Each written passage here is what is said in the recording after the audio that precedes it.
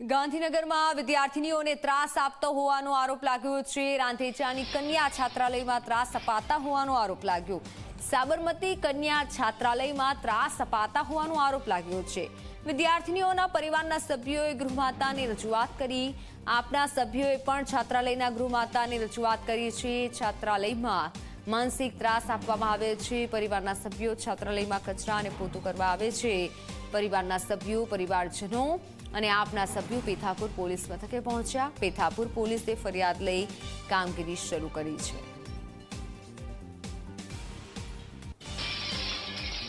મેં મારી છોકરી સંजना મારી છોકરી ધોરણ 10 ની અંદર અભ્યાસ કરે છે, જે 4 મહિનાથી મૂકેલી છે। પણ 4 મહિનાની અંદર લગભગ 40 વખત ફરિયાદ કરેલી છે કે પપ્પા મને આ ફરિયાદ છે, ટોયલેટ સાફ કરાવે છે, બહાર ઘાસ સાફ કરાવે છે।